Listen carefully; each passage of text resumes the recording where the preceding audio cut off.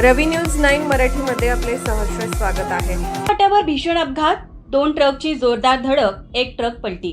अंबफाटा परिसरात आज सकाळी भीषण अपघाताची घटना घडली। पुणे बेंगळुरू राष्ट्रीय महामार्गावरील राजेश मोटरसमोर 2 ट्रकची जोरदार धडक होऊन 1 ट्रक रस्त्याच्या कडेला पलटी झाला। या अपघातात चालक किरकोळ जखमी झाला असून सुदैवाने कोणतीही जीवितहानी झाली नाही।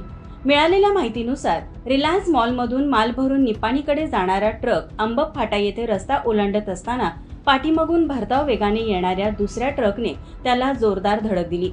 धडकेची तीव्रता इतकी होती की ट्रक थेट रस्त्याच्या कडेला पलटी झाला। अपघातानंतर ट्रकमधील डिझेल रस्त्यावर सांडल्याने काही काळ वाहतुकीला अडथळा निर्माण झाला। संभाव्य धोका लक्षात घेऊन पोलीस आणि स्थानिक नागरिकांनी तात्काळ खबरदारी घेत मदत कार्य सुरू केले। घटनेची माहिती मिळताच पोलीस घटनास्थळी दाखल झाले।